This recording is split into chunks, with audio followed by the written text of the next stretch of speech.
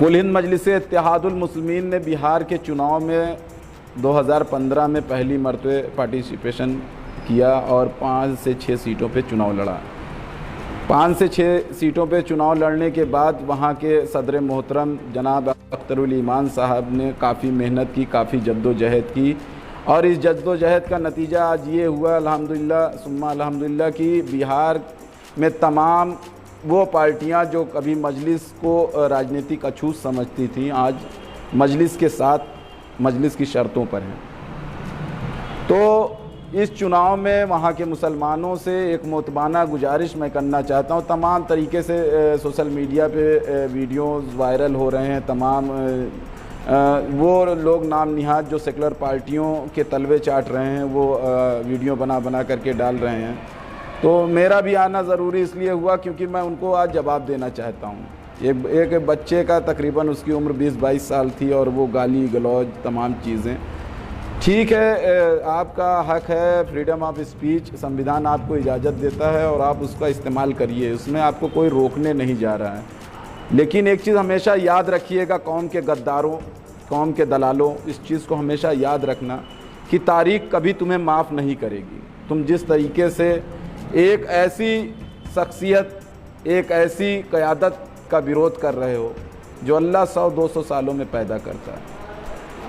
हिंदुस्तान की सरज़मीन पे बैरिस्टर हाजी असदुद्दीन ओवैसी साहब की क़यादत में कुल हिंद मजलिस-ए-इत्तेहादुल मुस्लिमीन इन कौम के गद्दारों की तमाम मजम्मत करने के बाद भी अल्लाह मजलिस को दिन प्रतिदिन आगे ही बढ़ा रहा है और अल्हम्दुलिल्लाह अल्लाह से पूरी उम्मीद है कि अल्लाह मजलिस को कामयाबी की तरफ गामज़न करेगा इंशाअल्लाह ताला। तो मैं कौम के उन गद्दारों, उन चापलूसों, उन चाटुकारों से कहना चाहता हूँ कि तुम लाख कोशिशें कर लो, लाख हदस और जलन रखो, कहीं कैंडिडेट को लेकर के रखो, कहीं क़यादत को लेकर के रखो, करो, क्योंकि अल्लाह जिसको जो तौफीक देता है वो उसी को वो नसीब होता है। आज अल्लाह ने हमको तौफीक दी, आज हम कौम की खिदमत खल्क में लगे हुए हैं। हम ये नहीं देखते कि सामने वाला किस धर्म का है, किस जात का है, किस बिरादरी का है। कुल हिंद मजलिस-ए-इत्तेहादुल मुस्लिमीन दिन रात उनके साथ, उनकी परेशानी में, उनकी बेबसी में, उनके बेसहारा होने में उनके साथ खड़ी रहती है और उसको एहसास नहीं होने देती कि कुल हिंद मजलिस-ए-इत्तेहादुल मुस्लिमीन किसी एक जमात की है या किसी एक धर्म की है या किसी एक जात की है, ये नहीं एहसास होने देती। और आज अल्हम्दुलिल्लाह सुम्मा अल्हम्दुलिल्लाह हमसे हमारी जो पहली लड़ाई है वो तो अपने ही सफ़ों में बैठे हुए मुनाफिकीनों से है, जो हमेशा से शुरू इस्लाम से लेकर के आज तक ही नहीं ता क़यामत इनकी तादाद कायम रहेगी, क्योंकि ये नबी करीम सल्लल्लाहु ताला अलैहि वसल्लम की हदीस है कि ये मुनाफिक जो हैं ये हमेशा आपकी सफ़ों में बैठे रहेंगे। तो मैं उनको एक पैगाम देना चाहता हूं कि तुम कुछ भी कर लो, कितना भी सर पटक लो, मजलिस को उरूज पे पहुंचने से इंशाअल्लाह ताला तुम रोक नहीं पाओगे। तुम्हारी इब्लीसियत, तुम्हारी शैतानियत, तुम्हारी मुनाफिकत तुम्हारे मुंह पे मार दी जाएगी, क्योंकि शुरू इस्लाम से ले करके तुमने देखा कि मुनाफिकों ने इस्लाम को बदनाम करने के लिए, इस्लाम को तोड़ने के लिए, इस्लाम को पारा पारा करने के लिए तमाम साजिशें की, लेकिन क्या वो कामयाब हुए? अल्लाह ने कभी उनको कामयाब नहीं होने दिया, क्योंकि अल्लाह बेहतर जानता है कि किसके दिलों में क्या हाल है। तो मैं उन कौम के गद्दारों, चाटुकारों और अपने आकाओं के तलवे चाटने वालों से ये पैगाम देना चाहता हूँ कि तुम मजलिस को नहीं हरा रहे हो, वहाँ पर तुम मजलिस के बारे में बात नहीं कर रहे हो, तुम कुल हिंद मजलिस-ए-इत्तेहादुल मुस्लिमीन को पीछे नहीं ढकेल रहे हो, तुम बल्कि कौम को उरूज पे लाने की जो जद्दोजहद मजलिस कर रही है उसको ख़त्म करना चाहते हो। तुम्हारा मकसद इब्लीस का मकसद है। जो शैतान ने हमेशा मोमिनों के साथ, अल्लाह वालों के साथ साजिशें की, वही आज तुम कर रहे हो। तुम शैतान के चेले हो, तुम शैतान के शागिर्द हो। तुम इसमें इंशाअल्लाह ताला कभी कामयाबी नहीं पाओगे। तो मैं तुमसे यही कहना चाहता हूँ कि तुम कुछ भी करो, बिहार में इंशाअल्लाह ताला मजलिस कामयाबी ला करके दिखाएगी, अल्लाह उसको ज़रूर कामयाब करेगा।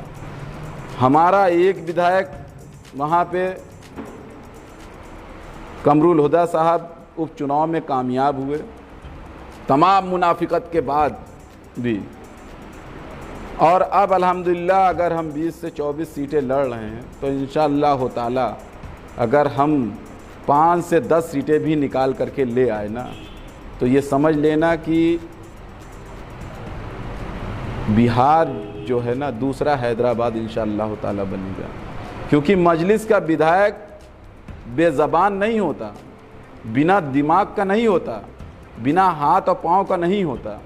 मजलिस का जो विधायक होगा ना, जो नुमाइंदा होगा, उसके ज़बान भी होगी, उसके दिमाग भी होगा, उसके आँख भी होगी, उसके हाथ भी होगी और उसके पाँव भी होंगे, जो वक्त आने पे सब चीज़ों का इस्तेमाल करना जानता होगा। तुम्हारी तरह बिकाऊ तबीयत का नहीं होगा इंशाअल्लाह ताला। मैं बिहार के नौजवानों से, मुसलमानों से, दलितों से, आदिवासियों से, पिछड़ों से ये दरख्वास्त करना चाहता हूँ कि आपको लोग समझाने ज़रूर आएंगे, आंकड़ा बताएंगे कि ये नहीं जीत पाएंगे, ये नहीं जीत सकते, आंकड़ा ये है, आंकड़ा वो है, लेकिन आप अपने इत्तेहाद को कायम रखिएगा। इसलिए कायम रखिएगा कि 72 सालों से यही बता करके हमसे हमारा हक हुकूक छीना गया है। 72 सालों से हमारे साथ इसी तरीके से खिलवाड़ किया गया है। आप कतई मत डिगिएगा। मजलिस ने वहाँ पे हिंदू भाई को भी टिकट दिया, मजलिस ने वहाँ पे हिंदू बहन को टिकट दिया, मजलिस ने वहाँ पे मुस्लिम भाई को भी टिकट दिया, मजलिस ने वहाँ पे यादव भाई को। ये ओरिजिनल सेकुलरिज्म है जो मजलिस कर रही है। हमारा सेकुलरिज्म हिंदुस्तान को मजबूत करने के लिए, हमारा सेकुलरिज्म हिंदुस्तान को ताकत बख्शने के लिए, हमारा सेकुलरिज्म जो है हिंदुस्तान की बका और फलाह के लिए। तुम्हारी तरह मुनाफिकों की तरीके से हम चुनाव में झूठे वादे नहीं करते, हम चुनाव में सिर्फ लोगों के दरमियान नहीं जाते। आज 3 सालों से टांडा की सरजमीन पे आपने देखा होगा कि जब जब मजलिस के सामने कोई भी मामला आया, मजलिस सबसे पहले खड़ी हुई, मजलिस के नुमाइंदे सबसे पहले उसके अपना सीना अड़ा दिए। और उसके बाद भी आज भी वो मुनाफिकत यहाँ पे कायम है कि जो मजलिस को बदनाम करने के लिए कुत्ते जैसे हड्डियों की तलाश में रहते हैं, वैसे मजलिस की गलती तलाशने के लिए दिन भर ये कुत्ते सूंघा करते हैं, घूमा करते हैं इधर उधर कि मजलिस की कोई एक गलती मिले तो हम फेसबुक पे लिखना शुरू करें। अरे गलती तो उसी से होती है ना जो काम करता है। तो मुनाफिकों से मेरी ये दरख्वास्त है कि वक्त रहते अगर तुम भी जगते हो तो हम तुमको भी गले लगाने के लिए तैयार हैं। तुम्हारी तमाम कोशिशें इंशाअल्लाह ताला, तुम शैतान के शागिर्द हो और इस में तुमको हासिल कुछ नहीं होना सिवाय ज़िल्लत और रुसवाई के। क्योंकि अल्लाह गालिब उसी को करता है ना जिसकी नीयत पाक होती है, जिसकी नीयत साफ़ होती है। और तुम्हारी नीयत, तुम्हारी सोच और तुम्हारी सलाहियत सब शैतान सिफत है। और शैतानों की तुम खुले तौर पे परस्तिश नहीं करते, लेकिन तुम्हारी सोच बताती है कि वक्त आएगा तो तुम वो भी करोगे, वक्त आएगा तुम इब्लीस की भी परस्तिश कर लोगे, वक्त आएगा तो तुम इब्लीस के साथ चलोगे। लेकिन कुल हिंद मजलिस इत्तेहादुल मुस्लिमीन के नुमाइंदे, कुल हिंद मजलिस इत्तेहादुल मुस्लिमीन के अरकान जो भी हैं, जितने भी हैं, हम तादाद में भले ही कम हैं, हम तादाद पे, हमारे अल्लाह को तादाद से कोई लेना देना नहीं, हमारे अल्लाह को ईमान से लेना देना है, हमारे अल्लाह को हमारी नीयत से लेना देना है। हम क्या कर रहे हैं इससे अल्लाह का कोई वास्ता नहीं, हम क्यों कर रहे हैं अल्लाह इसको जानता है। तो मैं आपसे यही कहूँगा कि आप इसको जितना हो सके इस चीज़ को शेयर करिएगा और ज़्यादातर लोगों तक ये मैसेज पहुंचना चाहिए, ज़्यादातर लोगों तक ये पैगाम पहुंचना चाहिए, ताकि बिहार के सेकुलर जितने भी हो, वो हिंदू हों, दलित भाई हों, मुस्लिम भाई हों, आदिवासी भाई हों, जो भी हों, वो कम से कम ये समझ जाएं कि अब 72 सालों के बाद पहली मर्तबा ऐसा मौका मिला है कि हम आरजेडी, जेडीयू, कांग्रेस, बीजेपी के मुंह पे वोट का तमाचा मार दें। क्योंकि ये सबसे बड़ा जो हथियार बाबा भीमराव अंबेडकर ने हमको दिया है, वोट का, इस हथियार को अभी तक हमने जालिमों के पंजों को मजबूत करने के लिए किया, कभी अपनी क़यादत को मजबूत करने के लिए नहीं किया, कभी सेकुलरिज्म के ढांचे को मजबूत करने के लिए नहीं किया, कभी अपने घरों को तामीर करने के लिए नहीं किया, कभी अपने महलों की ईंटों को बढ़ाने के लिए नहीं किया। हमने इसका इस्तेमाल हमेशा जालिमों के महलों को तामीर करने, जालिमों को और ज़्यादा दौलत से नवाजने के लिए किया है। तो मैं आपसे यही कहना चाहता हूँ मेरे बिहार के लोगों, बिहार वासियों, वक्त रहते इस चीज़ को आप समझिए और मजबूती से कुल हिंद मजलिस इत्तेहादुल मुस्लिमीन के अलायंस का समर्थन करिए। ये मत देखिए कि वो जीत रहा है या जो आपको आंकड़े बताए गए हैं वो सही है या गलत है, उस पर दिमाग मत ले जाइए। दिमाग से अगर सोचेंगे, दिमाग से अगर सोच करके कुछ करेंगे तो दिमाग हमेशा आपको डरवाएगा, लेकिन जब दिल से सोचेंगे और जब जज्बात में आ जाएंगे तो जज्बात ये कहेगा कि नहीं, ये सच और हक है, इसका साथ देना चाहिए। और मोमिन की पहली पहचान है सच और हक के साथ खड़ा हो जाए। मोमिन की पहली पहचान है कि सच और हक के साथ रहे। लेकिन हमारी पहली लड़ाई जो है हमारे अपने मुसलमान भाइयों से है, हमारी सफ़ों में बैठे हुए मुनाफिकों से है, हमारी सफ़ों में बैठे हुए उन सेकुलर पार्टी आकाओं के तलवे चाटने वालों से हैं, हमारी सफ़ों में बैठे हुए उन कौम के दलालों से है जो हमारी कौम को अपना सरमाया बढ़ाने के लिए बेचते हैं, चुनाव आने पर बेचते हैं, हमारी कौम का सौदा करते हैं।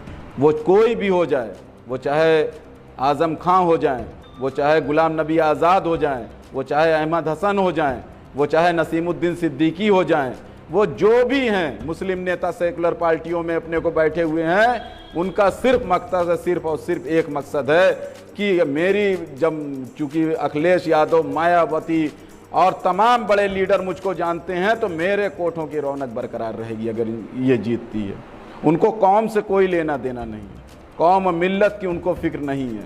उनको ये फिक्र नहीं है कि तबरेज अंसारी झारखंड में मारा गया, उनको ये फिक्र नहीं है कि बाबरी मस्जिद शहीद हुई और उसके फैसले को गलत तरीके से मुसलमानों के पक्ष में किया गया, उनको ये फिक्र नहीं है कि पहलू खान को पीट पीट करके मार दिया गया, उनको ये फिक्र नहीं है कि बाबरी मस्जिद के दोषियों को, कातिलों को बाइज्जत बरी कर दिया गया, उनको ये फिक्र नहीं है कि हमारे शरीयत में मदाखलत की जा रही है, उनको ये फिक्र नहीं है कि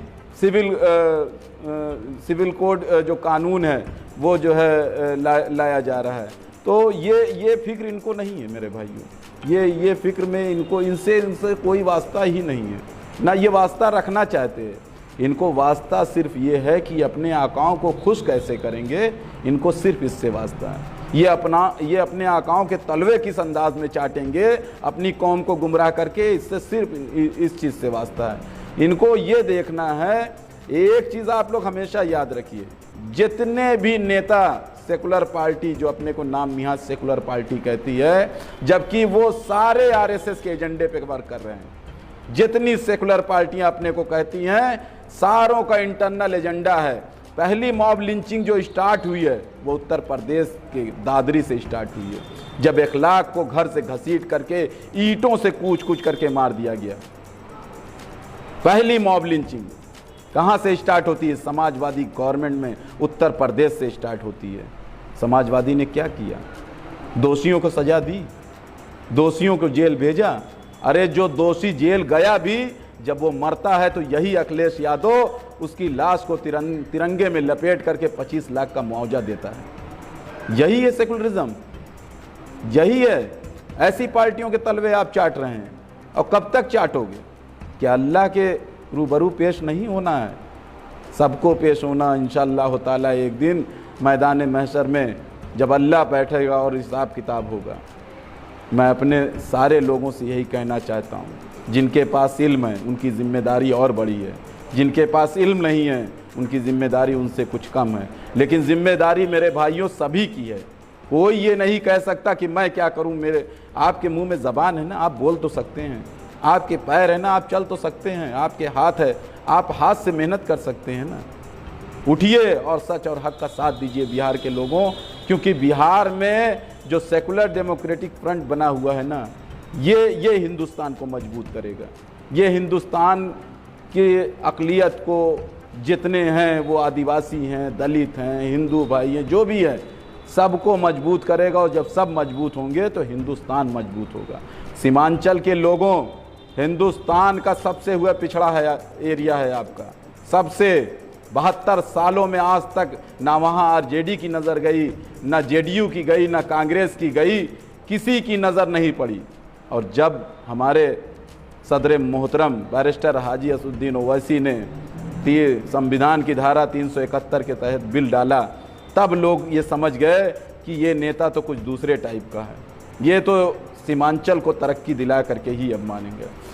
तो ये एक चीज़ याद रखिए सीमांचल के लोगों, कि कुछ भी हो जाए, कुछ भी कोई आंकड़े आपसे बताए, आप उस आंकड़ों को सुन तो ज़रूर लीजिएगा, लेकिन करिएगा अपने मन की, क्योंकि ये कौम को बांटने भी आएंगे, ये कौम के इत्तेहाद को तोड़ने भी आएंगे, ये कौम को बेचने के लिए भी अपने आकाओं से मोटी रकम लिए हुए होंगे। इन तीतरों से होशियार रहिएगा, इन बहेलियों से होशियार रहिएगा, इन बहरूपियों से होशियार रहिएगा, क्योंकि ये बहरूपिये हैं कौम के, ये कौम के गद्दार हैं। सलाउद्दीन अय्यूबी जो जब बैतुल मुक़द्दस फतेह कराने निकले, तो यही मुनाफिकीन 13 सालों तक उनको उलझाए रखे।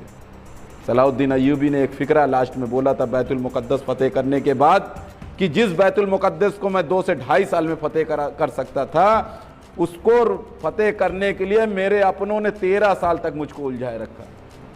पढ़िएगा उनकी तारीख को। आज वही कुल हिंद मजलिस इत्तेहादुल मुस्लिमीन के साथ ये मुनाफिकीन कर रहे हैं, ये कौम फरोश लोग कर रहे हैं, ये ईमान फरोश लोग कर रहे हैं। मेरे भाइयों, बिहार के लोगों, वक्त रहते इस चीज़ को समझिएगा, और जो इस तरीके का वीडियो या ऑडियो डलवा रहे हैं, वो ये जान लीजिए कि अपने आकाओं के किस अंदाज में तलवे चाट रहे होंगे, ये आप सोच भी नहीं सकते। मजलिस को तोड़ने के लिए आप मजलिस को नहीं तोड़ना चाह रहे हो मुनाफिकों, आप मजलिस को हराना नहीं चाह रहे हो, आप कौम की क़यादत को ख़त्म करना चाहते हो। और यही 70 सालों से मुसलमानों ने हिंदुस्तान के अंदर किया है, यही किया कि अपनी क़यादत को अपने ही हाथों से ख़त्म कर दिया। लेकिन एक चीज़ याद रखना मुनाफिकों, कि तुम इस क़यादत को ख़त्म नहीं कर सकते, क्योंकि तुम बहुत सारी क़यादत को खा गए। बहुत सारे लोगों के साथ तुमने ये कह करके ख़त्म कर दिया कि बीजेपी का एजेंट था, लेकिन कुल हिंद मजलिस इत्तेहादुल मुस्लिमीन के ऊपर अल्लाह की रहमत भी है और अल्लाह की नुसरत भी है। इसलिए इस चीज़ का ख्याल निकाल दो कि तुम इस क़यादत को ख़त्म कर लोगे। मेरा कायद बेबाक भी है, बाशऊर भी है, बासलाहियत भी है, और माशाअल्लाह खूबसूरत भी है। जिस तरीके से क़यादत को, एक क़यादत को होना चाहिए, अल्लाह ने वो सारी एलिजिबिलिटी मेरे कायद को दे रखी है। तो मेरे बिहार के लोगों, वक्त रहते इस चीज़ को समझिए, वक्त रहते इस पैगाम को बिहार तक पहुंचाइए। आप लोग शेयर करिए, ज़्यादा से ज़्यादा शेयर करिए, ताकि बिहार के लोगों तक पहुँचे। मैं आपसे अब ये, चूँकि बिहार मुद्दे पे बात हो चुकी, अब मैं आपसे एक चीज़ और कहना चाहता हूँ कि 12 रबी अव्वल शरीफ जो परसों इंशाअल्लाह ताला बड़े फ़ख्र से मुसलमान जुलूस निकालता था, चूँकि कोविड-19 है, और वो यहाँ जो थाली और ताली बजवाने वाले, वो बहुत बेहतरीन वक्त में आते हैं और एक अनाउंस करते हैं, कभी 6 बजे आ जाते हैं, कभी 8 बजे आ जाते हैं, और उनके अंधभक्त उसके बाद उसका आंकड़ा पेश करते हैं कि क्यों आज 6 बजे आए हो, क्यों आज 8 बजे आए। तो मैं, चूँकि ये हकीकत है कि कोविड-19 से सबको प्रिकॉशन लेना चाहिए, सरकार ने कुछ गाइडलाइनें जारी की हैं, और उस गाइडलाइन के थ्रू हमको भी उस हिसाब से प्रिकॉशन लेना चाहिए, और ले भी रहे। मुसलमान हो या देश का कोई भी नागरिक हो, ये अपना कर्तव्य समझता है कि सरकार द्वारा दी गई गाइडलाइन को फॉलो करें। लेकिन मैं आपसे कहना चाहता हूँ मेरे भाइयों, क्योंकि चंद दिन पहले अभी दुर्गा विसर्जन हुआ, तमाम कोविड की गाइडलाइन को तोड़ा गया और प्रशासन की नज़रों के सामने तोड़ा गया। प्रशासन की नज़रों के सामने तोड़ा गया। यहाँ पर प्रशासन ने 3-4 दिन पहले, मैं इस मुद्दे को बहुत ज़्यादा नहीं छेड़ूंगा क्योंकि कुछ चीज़ें मेरे पास डायरेक्शन है कि मेरे पास लिखित प्रमाण भी है जो हम यहाँ से लेके एडीएम महोदय तक गए और एडीएम महोदय से फिर एसडीएम महोदय और सीओ महोदय तक आए। यहाँ तक कि मेरे पास लिखित प्रमाण है, इंशाअल्लाह ताला कल पेश भी करूँगा आपके दरमियान और पूरी बात रखूँगा इस। तो मेरे कहने का मतलब, पीस कमेटी की मीटिंग बुलाई जाती है टांडा कोतवाली में, और उस पीस कमेटी में जाता कौन है? प्रशासन बुलाता किसको है? जिनका ना समाज में कोई स्तर है, न समाज को रिप्रेजेंट करते हैं, न समाज उनको जानता है कायदे से वो कौन है। लेकिन प्रशासन चूंकि इतना चालाक है, उसको कोरम पूरा करना रहता है, इसलिए ऐसे लोगों का नाम लिखता है कि जो आए और प्रशासन की एक गिलास पानी के आगे झुक जाएं। ऐसे लोगों को पीस कमेटी की मीटिंग में बुलाया जाता है जिनके न ज़बान होती है, न दिमाग होता है, न सीने में दिल होता है, न सलाहियत होती, कुछ नहीं होता। उनको पीस कमेटी की मीटिंग में टांडा कोतवाली में बुलाया जाता है। मैंने आज सीओ महोदय से कहा इस चीज़ को कि महोदय कम से कम ऐसे लोगों को बुलाइए जिनके पास दिमाग हो, जो जनता को रिप्रेजेंट करता हो। और कुल हिंद मजलिस इत्तेहादुल मुस्लिमीन इस टाइम टांडा विधानसभा की 70% जेंट्री को रिप्रेजेंट कर रही है, प्रतिनिधित्व कर रही है। तो कम से कम कुल हिंद मजलिस इत्तेहादुल मुस्लिमीन को कोई भी पीस कमेटी की मीटिंग हो तो आप बुलाइए उसको। तो उन्होंने कहा ये अगर नहीं बुलाया जाता ये तो कतई गलत है, मैं बात करता हूँ कोतवाल महोदय से। तो खैर मैंने कहा ठीक है करिएगा सर, लेकिन मुझे जो लगा मैंने कहा अच्छा चूँकि कुल हिंद मजलिस इत्तेहादुल मुस्लिमीन ना डरेगी और ना घबराएगी किसी से, अपनी बात कहेगी, भले ही हक सच बात कहने में जान ही क्यों ना चली जाए। तो उससे घबराने और डरने की ज़रूरत हमको नहीं है मेरे भाइयों। और मैं हर मोमिन से यही कहना चाहता हूँ, हर मुसलमान भाई से यही कहना चाहता हूँ कि आप डरिए और घबराइए नहीं। मौत का वक्त मुकर्रर है, जब मौत आनी होगी तभी आएगी। ना एक सांस आपकी कोई बढ़ा सकता है और ना घटा सकता है। इस पे अगर आपका ईमान है तो डरिएगा नहीं किसी से। कानून है, कानून सिर्फ पुलिस वालों के पास नहीं है, कानून संविधान हमारे पास भी है। और फिर अल्हम्दुलिल्लाह हमारा जो कायद है ना, उसकी ज़बान पे संविधान रटा हुआ है। और कुल हिंद मजलिस इत्तेहादुल मुस्लिमीन का कोई भी अदना सा सिपाही वो गूंगा नहीं है, वो बोलना जानता है। आज हमारा नगर अध्यक्ष जब गया, अचानक पहुंच गया वहाँ पे पीस कमेटी की मीटिंग में, तो वहाँ सैकड़ों लोग बैठे थे और जब वो बोलने लगा तो लोगों को ये नहीं समझ में आ रहा था कि ये इसको चुप कैसे कराया जाए। तो वो गूंगा और बहरा नहीं है मेरे भाइयों। एक अदना से कार्यकर्ता, आप कुल हिंद मजलिस इत्तेहादुल मुस्लिमीन जिस अंदाज में चाह रही है, हम अपने शहर में चाहते हैं अमन व अमान कायम रहे, हम अपने शहर में ये चाहते हैं कि यहाँ का अमन ना बिगड़े। लेकिन प्रशासन का जो रवैया है अभी वो हमको दुविधा में डाले हुए है। प्रशासन को जब जब मुझसे मदद की ज़रूरत पड़ी कुल हिंद मजलिस इत्तेहादुल मुस्लिमीन से, हमने खुल करके शासन प्रशासन की मदद की कि शहर का अमन व अमान ना बिगड़े। लेकिन आज जब हम अपनी बात रख रहे थे, कल जब मेरी एसडीएम महोदय से 20 मिनट बात चली तो मुझको ऐसा नहीं लगा कि वो हमारी बात मान रहे हैं। तो मैं यही कहना चाहता हूं मेरे भाइयों, जब इतना लड़ने वालों के साथ इस तरीके की नाइंसाफ़ी की बात हो सकती है तो गूंगे और बहरे तुम्हारी क्या औकात है, जो बोलना नहीं जानते, जो चलना नहीं जानते, जो सोचना नहीं जानते। तो मैं आपसे यही कहूँगा कि आप जो है 12 रबीउल शरीफ अपने अंदाज में मनाइए, सेलिब्रेट करिए। ना आपको लाइट लगाने से कोई रोकेगा, ना चरागा करने से कोई रोकेगा, ना झंडा लगाने से कोई रोकेगा। कोई किसी लिए आपको रोक नहीं सकता। अगर कोई रोकता है, कोई अधिकारी आपके पास आता है तो मेरा नंबर वायरल है, आप मुझसे बात करिए, मैं उस अधिकारी से बात करता हूँ। कुल हिंद मजलिस इत्तेहादुल मुस्लिमीन का एक एक कार्यकर्ता, एक एक वार्ड अध्यक्ष, 2500 वार्ड के अंदर वार्ड अध्यक्ष हमारा मौजूद है और 2500 वार्ड का व्हाट्सएप ग्रुप चल रहा है। कोई भी परेशानी कहीं होती है, कोई भी पुलिस वाला किसी को डिस्टर्ब करता है आप मेरे वार्ड अध्यक्ष से संपर्क करिए। वार्ड अध्यक्ष से करेंगे, वो नगर अध्यक्ष तक आएगा, नगर अध्यक्ष से करेंगे तो वो विधानसभा अध्यक्ष तक बात आएगी, और विधानसभा अध्यक्ष से जब करेंगे तो वो हमारे तक भी आएगी। नगर अध्यक्ष डायरेक्ट मुझसे बात करता है। तो आप ये कतई मत सोचिए, ना घबराइए और ना डरिए। आप जश्न ईद मिलादुन नबी उसी अंदाज में सेलिब्रेट करिए, कोई आपको रोकने नहीं आएगा। रही बात जुलूस की गाइडलाइन की, हमें 21 सूत्रीय गाइडलाइन प्राप्त है। हमको 21 सूत्रीय गाइडलाइन दी है एडीएम महोदय अंबेडकर नगर ने। अब वो 21 सूत्रीय गाइडलाइन मैं कल आपके सामने पेश करूंगा, क्योंकि कल एक दिन बचा हुआ हमारे पास, और मुझसे अभी अधिकारियों ने कहा है कि लाइव आने पे अभी उसका जिक्र मत करिएगा। तो इसलिए कुछ वजूहात है, इस वजह से मैं उसका जिक्र आपके सामने नहीं कर रहा हूँ। लेकिन कल इंशाअल्लाह ताला अगर ज़रूरत पड़ी तो लाइव आकर के अपनी पूरी बात आपके सामने रखूँगा कि हमारे साथ किस तरीके की पार्शलिटी की जा रही है, किस तरीके का भेदभाव किया जा रहा है, इसको ज़रूर बताऊँगा।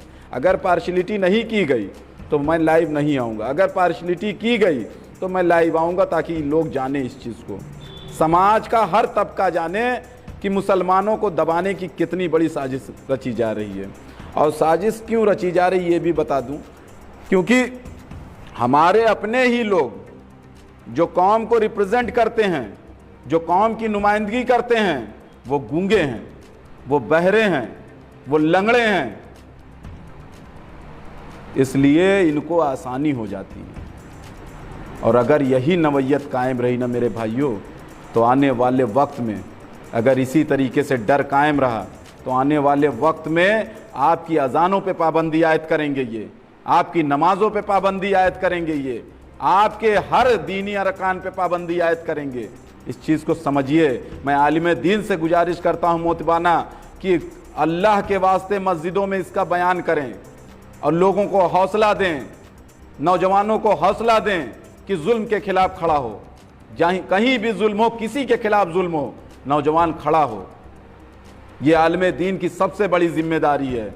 अभी आपने देखा फ्रांस ने हमारे नबी करीम, फ्रांस का जो प्रेसिडेंट है, हमारे नबी करीम सल्लल्लाहु अलैहि वसल्लम के शान में गुस्ताखी की, लेकिन मैक्सिमम आलिम दीन, मैक्सिमम अदारे, मैक्सिमम मस्जिदों के अंदर कोई बयानात नहीं हो रहा है। इमाम मालिक रहमतुल्लाह अलैह का कौल है कि जी वो उम्मत मर जाए जिस उम्मत में गुस्ताखे रसूल जिंदा हो। और गुस्ताखे रसूल की सिर्फ एक सजा है कि उसका सर उसके तन पे नहीं होना चाहिए, सिर्फ एक सजा। टर्की का प्रेसिडेंट अगर उसको कह देता है कि अपने मानसिक संतुलन में खो दिया है, तो वहाँ से अपना सफ़ीर वापस बुला लेता है। और जिस कौम का, जिस उम्मत का सरमाया नबी करीम सल्लल्लाहु ताला अलैहि वसल्लम है, जो कौम, जो उम्मत उन पे जान छिड़कती है, अगर उनके बारे में बोलोगे तो वो खामोश रहेगी। मेरे भाइयों, इस पैगाम को पहुंचाइए, बोलना सीखिए, गूंगे मत बने रहिए। वक्त बहुत ख़राब है। अगर इसी तरीके से गूंगे बहरे, अंधे लूले लंगड़े बने रहे ना, तो हमारी नस्लें उजालों को तरस जाएंगी, हमारी नस्लें उजालों के लिए तरसेंगी। हम उनको वो अंधेरा, वो स्याह रात दे करके जाएंगे। इसलिए मेरे भाइयों, वक्त रहते जगिए, वक्त रहते इस पैगाम को दूर तक पहुंचाइए। इस पैगाम को बिहार ही नहीं, पूरे हिंदुस्तान में पहुंचाइए, ताकि इस पैगाम से हमारा कम से कम जिसके दिलों में ज़रा भी ईमान का जज्बा होगा वो जगेगा ज़रूर। ये सोच करके जगेगा कि अब बात हमारी कौमियत की, हमारी शिनाख्त की आ गई। और जब इंसान की शिनाख्त ही मिटा दी जाएगी तो जी करके क्या करोगे? क्या करोगे जी करके? इससे अच्छा जहर खा करके मर जाओ। हमारी शिनाख्त हमारे नबी करीम सल्लल्लाहु ताला अलैहि वसल्लम है, हमारी शिनाख्त हमारी अज़ान है, हमारी शिनाख्त हमारी नमाज़ें हैं, हमारी शिनाख्त दीन के अरकान हैं। और जब यही मिटा दिया जाएगा तो हम क्या करेंगे जी करके? यही तो चाहते हैं CA NRC NPR में, और क्या चाहते हैं हमसे? कि आप रहो, आप नमाज पढ़ो, लेकिन उस फॉर्म में आप लिखो कि हम हिंदुस्तान में रहते हैं, हम हिंदू हैं। यही चाहते हैं। इनको मुसलमान से नहीं नफ़रत है, इनको इस्लाम से नफ़रत है, क्योंकि इस्लाम हक और सच की बात करता है। इस्लाम जुल्म के ख़िलाफ़ खड़े होने की बात करता है। इस्लाम भूखों को खाना खिलाने की बात करता है। इस्लाम प्यासों को पानी पिलाने की बात करता है। इस्लाम नंगों को कपड़ा पहनाने की बात करता है। तो इसीलिए इनको इस्लाम से चिढ़ है। इस्लाम औरतों की इज़्ज़त करने की बात करता है। तो मेरे भाइयों, ये पैगाम जो मैं आपको दे रहा हूँ, ये पैगाम, आप इस पैगाम को जहाँ तक हो सके उसको शेयर करिए। बिहार के लोगों, कुल हिंद मजलिस इत्तेहादुल मुस्लिमीन को जिताओ। अल्लाह के वास्ते किसी के बहकावे में मत आइएगा। कौम के गद्दारों, तुम्हारे लिए ये पैगाम है कि वक्त रहते तुम भी संभलो, क्योंकि हमारा काम है, एक मोमिन का काम है कि आपके लिए हिदायत की दुआ करे, और वही हम करते हैं कि अल्लाह आपको भी वक्त रहते हिदायत दे और सही राह पे डाल दे। आज हम जब लेटते हैं, जब सोते हैं, तो कम से कम हमको फ़क्र होता है, हमारा कल्ब मुतमईन होता है कि हम मज़लूमों के लिए लड़ रहे हैं। हमारा कल्ब मुतमईन होता है कि हम बेसहारों के लिए लड़ रहे हैं। हमारा कल्ब मुतमईन होता है कि हम बेज़बानों के लिए लड़ रहे हैं। तुम्हारा कल्ब कैसे मुतमईन है? जालिम को मजबूत करके तुम्हारा कल्ब कैसे मुतमईन है? एक मुशरिक के साथ खड़े हो करके कैसे मुतमईन है मेरे भाई? और क्यों मुतमईन है? क्या अल्लाह के रूबरू नहीं पेश होना है? क्या जवाब दोगे जब अल्लाह पूछेगा कि कहाँ थे जब मेरी मस्जिद, मेरा घर शहीद किया जा रहा था? कहाँ थे तुम? तो क्या जवाब दोगे? अखिलेश यादव के साथ था? क्या जवाब दोगे? कांग्रेस के साथ था? क्या जवाब दोगे कि मुशरिकों के साथ था? कैसा जवाब दोगे? कम से कम हम कुल हिंद मजलिस इत्तेहादुल मुस्लिमीन के नुमाइंदे, कुल हिंद मजलिस इत्तेहादुल मुस्लिमीन के जितने भी पदाधिकारी, हम तो ये कह सकते हैं कि अल्लाह, तूने हमको जितनी इस्तिताअत दी थी, जितनी सलाहियत दी थी, जितनी एलिजिबिलिटी दी थी, वो हम तेरे दीन को बचाने के लिए लड़ रहे। हम अपनी मस्जिदों को तो नहीं बचा पाए, लेकिन हम उसके ख़िलाफ़, जो हमारी मस्जिदों को ढाया था, उसके ख़िलाफ़ ही खड़े रहे। हम तो अल्लाह से ये कह सकते हैं ना। और जिस दिन और ताकत अल्लाह ने दे दी ना, तो उस दिन ये देखना कि कुल हिंद मजलिस इत्तेहादुल मुस्लिमीन के नुमाइंदे सिर्फ दिमागी और ज़बान चलाना नहीं जानते। उसके आगे भी बहुत सारी चीज़ें जो हम चला सकते हैं, उसके आगे भी बहुत सारी चीज़ें हैं जो हम कर सकते हैं, क्योंकि ईमान ये ताकत देता है। जिस्म बड़ा रखने से कुछ नहीं होता। जब ईमान मजबूत होगा, जब कल्ब साफ़ होगा, तो सब कुछ चलेगा। हाथ भी चलेगा, पैर भी चलेगा, दिमाग तो अल्लाह चला ही रहा है। लेकिन मुनाफिकों, वक्त रहते मुनाफिकत को ख़त्म करो, हक़ और सच के साथ खड़े हो, हक़ और सच का साथ दो, क्योंकि हक़ और सच जो है यही कौम को उरूज़ दे सकता है। कौमियत की बुनियाद पे, एक कलमे की बुनियाद पे कुल हिंद मजलिस इत्तेहादुल मुस्लिमीन का साथ दीजिए। और एक चीज़ और मैं आपसे कहना चाहता हूँ, हुक्काम का जो मामला है ना, हाकिम का, वो आमाल के ऊपर है। हमारे आमाल इतने बस से बदतर हो चुके हैं कि अल्लाह ने ज़ालिमों को मुसल्लत कर दिया। ना हो तो सूरह मोहम्मद की आयत व इन ततवल्लो पढ़ करके उसका तर्जुमा, उसकी तफसीर देख लीजिए। देखिए क्या कहता है अल्लाह। बड़े अफसोस का मकाम है कि हम दौरे वक्त को हदीस और कुरान की रोशनी में नहीं देख रहे हैं। और मैं अपने आलिम दीन से भी कहना चाहता हूँ, दौरे वक्त को अल्लाह के वास्ते हदीस और कुरान की रोशनी में लोगों को समझाइए। ये दौरे फितन चल रहा है मेरे भाइयों, बहुत सारे फितने उठेंगे, बहुत सारे लोग होंगे, और इस दौरे फितन से अल्लाह जिसकी हिफाजत करे। बस दुआ करिएगा हमारे लिए भी, अल्लाह हमको दौरे फितन से बचाए।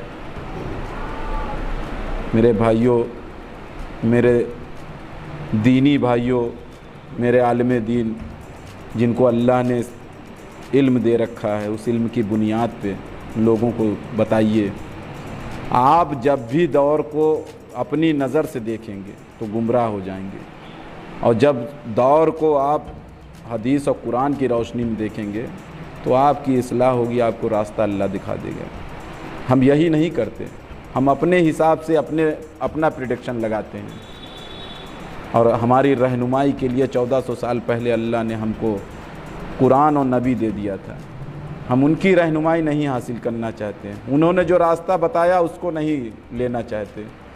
मेरे भाइयों, इस क़यादत को आप वक्त रहते मजबूत करिए, क्योंकि ये क़यादत, आप ये मत देखिए कि इलेक्शन कौन लड़ रहा है, कहाँ से लड़ रहा है, किस लिए लड़ रहा है। आप ये देखिए कि मजबूत कौन हो रहा है, उसको मजबूत करिए। क्योंकि जब वो शेर सदन में दहाड़ता है ना, तो हमारी ही दी हुई वोटें उसको ताकत देती हैं। हमारे चुने हुए विधायक हमारे चुने होते हैं, हमारे चुने हुए जो नेटवर्क इंटरप्ट कर गया था थोड़ा सा, खैर माजरत चाहूँगा उसके लिए। तो ये मसला मैंने